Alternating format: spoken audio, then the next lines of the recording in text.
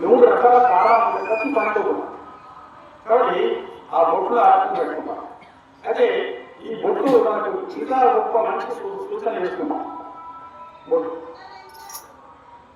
దానికి శాస్త్రంలో ఒక ప్రమాణం చెప్తారు.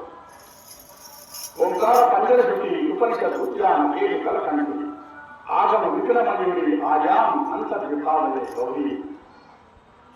అంటే మనం బొట్టు పెట్టుకున్నప్పుడు ఈ మంత్రం చదవని చెప్తాడు. ఎంతవరకు చెప్తున్నాం మనం మంత్రాన్ని?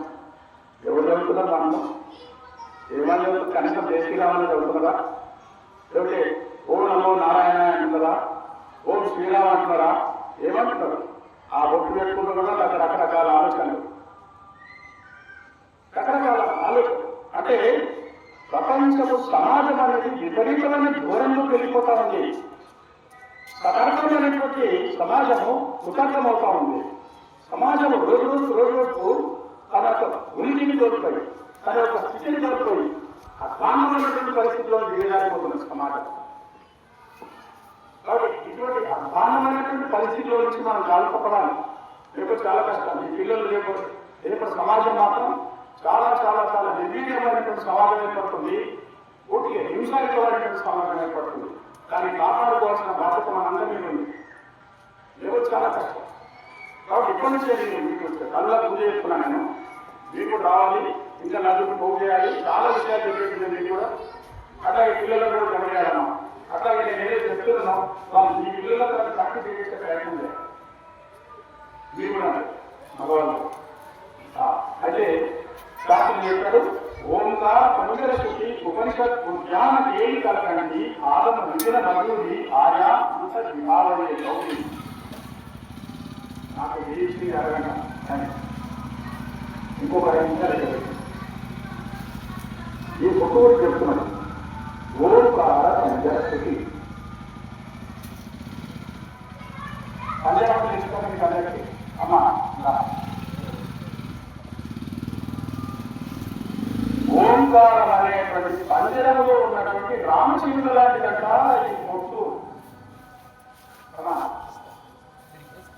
అంటే బొట్టు ఏం సూచన చేస్తుంది? ఓంకారాన్ని సూచన చేస్తుంది. ఏం సూచన చేస్తుంది?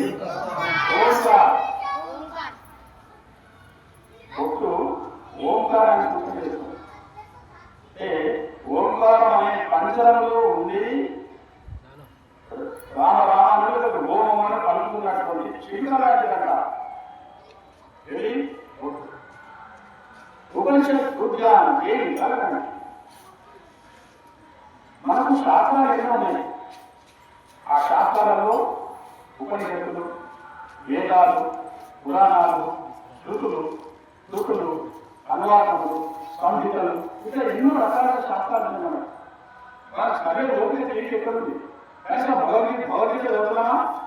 మన పిల్లలు భగవద్గీత చదివించే ప్రయత్నం చేయాలి. అవసరమైన పుస్తకం ఏం చేస్తున్నారు? పురాణాలు చదివిస్తుంది పిల్లలకు. పొద్దున్నే 5 సార్లు అమ్మ చేస్తారు. మనం కనీసం వారానికి ఒకసారి మనం చక్కగా స్నానం చేసి పూజ చేస్తున్నామా?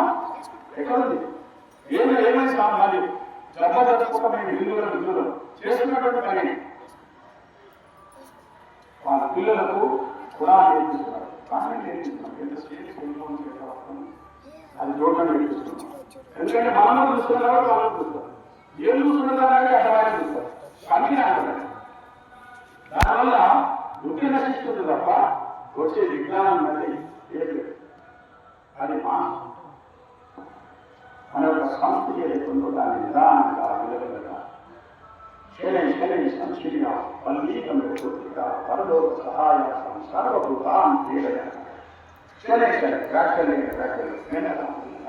ఎట్లాగైతే వీటిగా ఎన్నో పూలలో నుంచి మకరంగాన్ని కొని అదొక పేరు కానీ శక్తి ఉందా? తేనెటికి తింటదా? ఇతరుల